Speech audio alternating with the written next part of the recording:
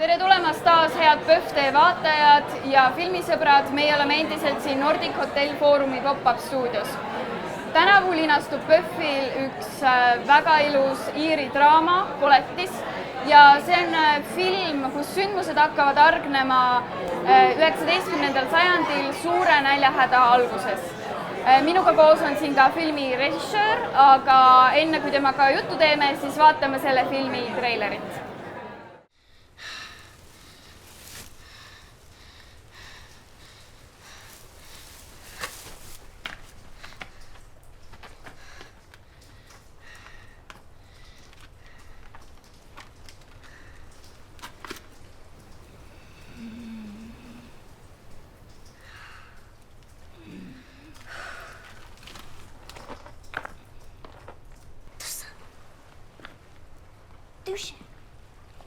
Douche.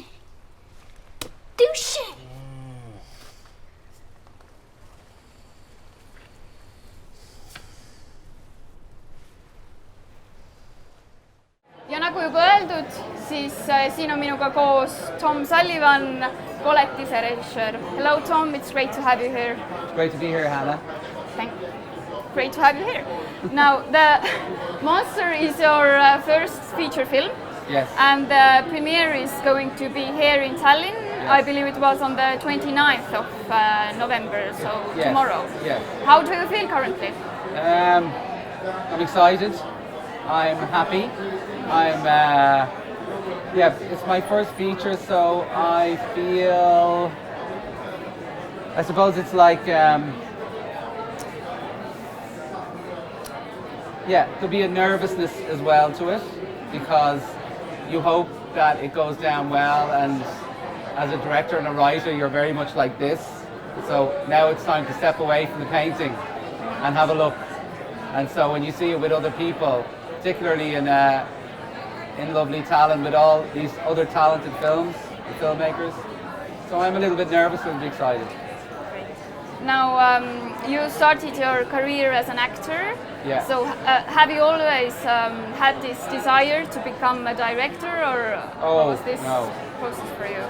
Very strange journey. I went to college and did a science degree. I did geology, and then I became an actor, much to my parents' delight. And I did that for about 15 years.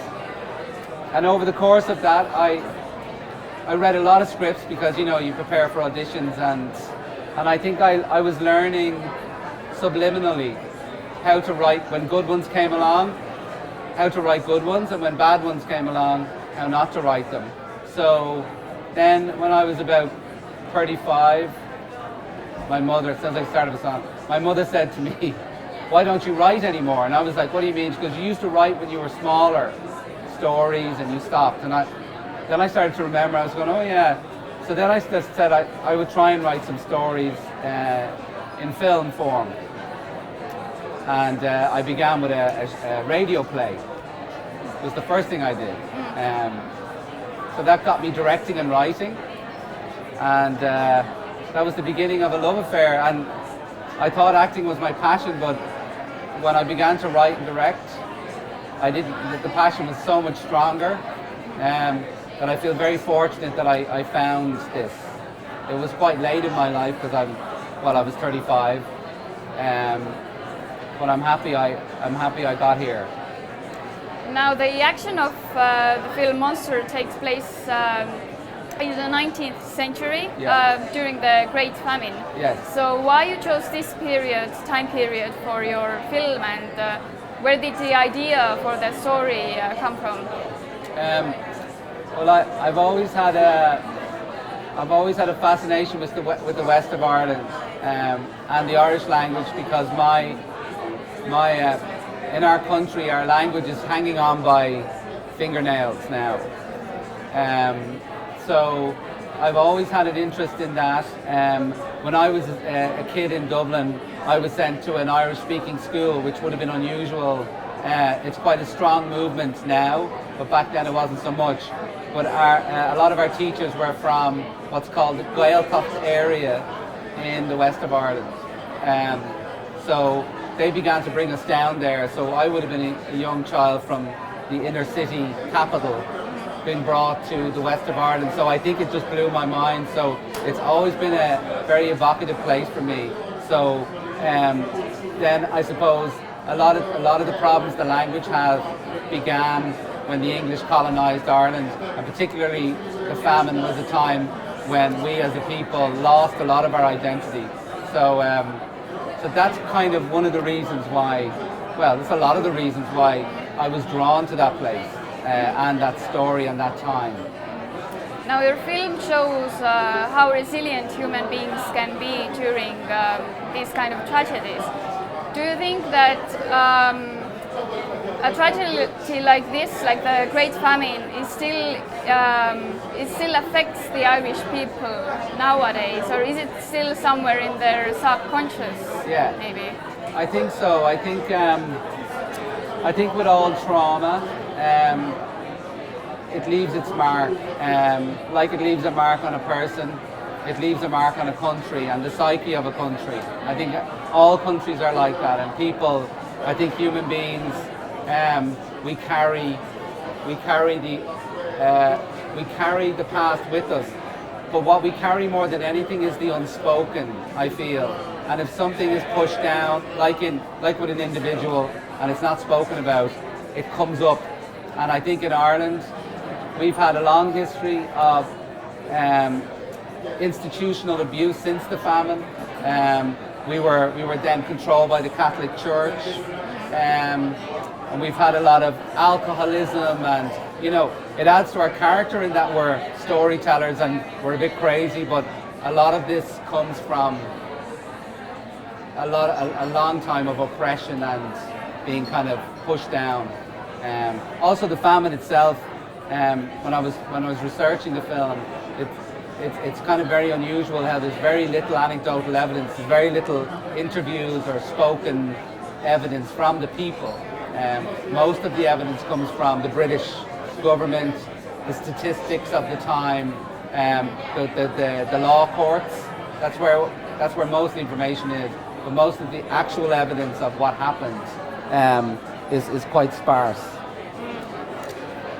There's a lot of beautiful Irish nature in your film, and the scenes are visually very captivating. So how hard or easy was it for you to find the right location for the film?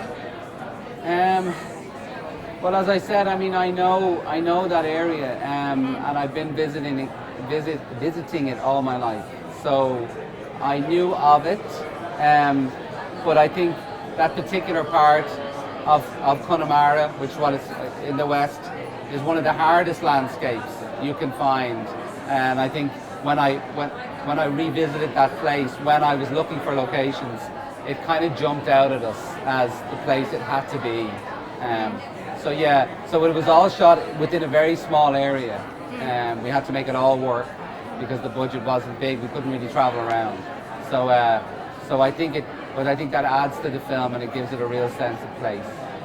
Also, what stood out for me was the music of the film. A lot of traditional Irish music. Yeah. So, how important film music is to you, both as a director and as a film viewer? Well, music is huge for me. Like, I listen to music while I write. So when I'm writing scenes, I'm listening. And a lot of the music I listened to while I was writing the film was actually quite modern music. It was contemporary. It was stuff like Brian Eno and Radiohead and that kind of music. And I toyed with maybe using that in the film. Obviously, I couldn't afford those people, but using that style. But then we brought Keela in, which is a band from Ireland. They're a traditional Irish band, but they have a lot of roots in kind of rock, and they're quite eclectic, and world music would be a big kind of part of them. So what I did was introduce them to my influences, what I listened to, as in Brian Eno, Johnny Greenwood, Radiohead, all that kind of stuff. And we tried to meld what we did, tried to meld their style with that in the film. So yeah, music would be very, very forward in when I'm writing. So when the scenes are coming together, I already have a soundtrack in mind, and then it's a case of trying to get other people to bring what they can bring to that, you know. Not a lot of people speak Irish anymore. You do, right? Yeah. So was it important to you that your first film is in Irish language, or how worried are you about the fate of Irish language? I think the Irish language is living and breathing in ways that in different ways now. I don't think I find it hard to believe we'll ever go back to the way it was. I don't think that's possible. I think but I hope that the language will live on and kind of blossom. Particularly, actually, there's a very interesting thing happening with a lot of the refugees and the people who are now coming to Ireland from Africa and from Syria, and those young kids are embracing, because they're multilingual, they seem to embrace it a lot better than Irish kids.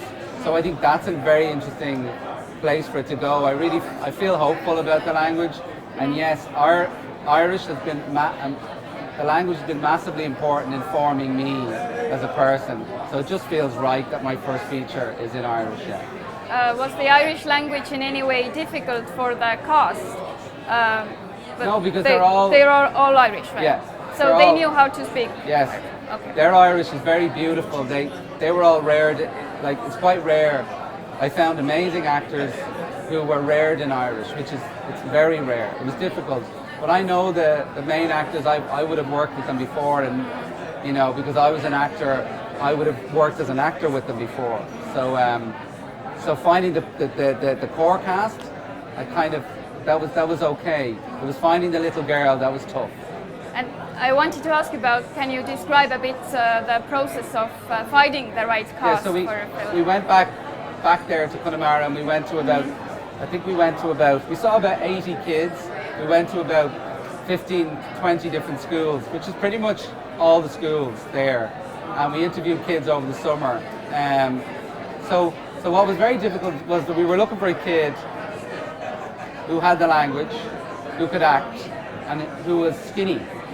Because the kid in the story had to look almost at death's door, that she was so malnourished. So it was very difficult to balance all those things. And also because we cast in the summer, we had to cast girls that, the girl also had to be very young. She couldn't be in any way old enough where she would be on a par with him. She had to be very much a child. So that was a huge challenge. But I think Sasha has done a wonderful job, and she's a very, very talented girl, one to watch out for, I think. Yeah, I think so too. I think you found the perfect. Yeah, one she's for wonderful. that role. She's wonderful, yeah. Now, what do you think today's audiences should learn from the film? Or is there anything you would like that they take away from the film? Or well, I'm very interested in trauma. I'm very interested in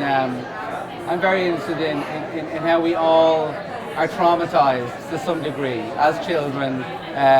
Our parents do the best they can, but they traumatize us. They can't help it. I have a young child. I am traumatizing him at the moment, And I think what's very healthy about definitely when I have grown up compared to my father is that going to get help for that is okay, and speaking about it and facing up to it is very important. And I think what happens to the main character is he suffers a huge trauma, and then the trauma is buried and he's suicidal, but then it's opened up in a way through the child, and he learns to live again. And I think there's a great message of hope that when you confront trauma or you look at it and talk about it, there's a healing in that.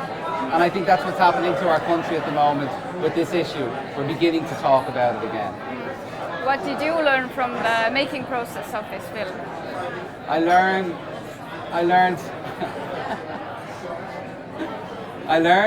how little I knew, I suppose.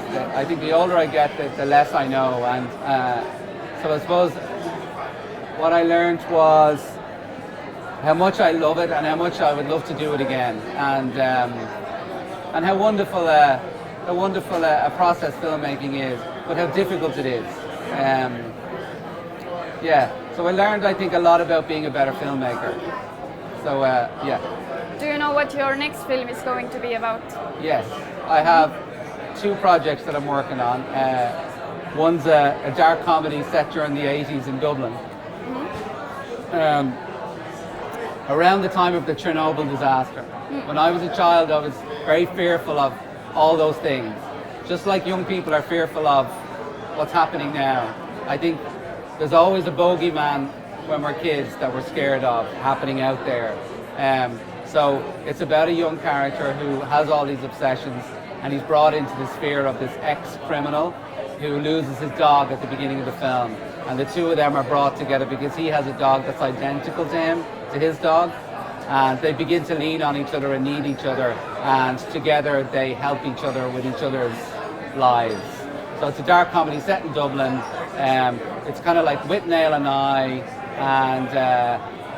I crossed with a kind of a Tarantino-esque type situation. Set in 1986, April 1986, around the Chernobyl time, when AIDS was everywhere on the TV, and so it was a very fearful time when I was a child.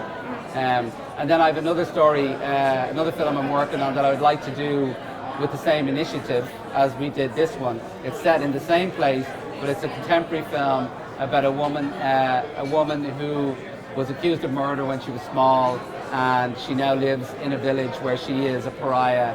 She's isolated. She lives with her father, and it's about this a refugee direct provision centre full of refugees that are in the town, and she saves a little girl from drowning, and it begins a journey for her towards redemption and recovery. So there are two films that I hope to make in the next, I don't know, 2 or 3 years, but I'm writing at the moment, so. That's great. Well, thank you very much, Tom, for this interview. And it was lovely talking to you, and I'm so sorry, I have a tendency to talk too much. That's fine. And good luck on your premiere. Thank you. Thank you very much. I'll see you tomorrow. Meie rääkisime siin Tom Sullivaniga tema debüütfilmist Koletis, mille esilinastus on siin PÖFF-i filmifestivalil 29. novembril. Neid linastusi tuleb veel, nii et ma loodan, et te kõik saate seda filmi vaatama minna. Ma väga soovitan, et te seda filmi vaatama läheksite. Suur aitäh teile vaatamast!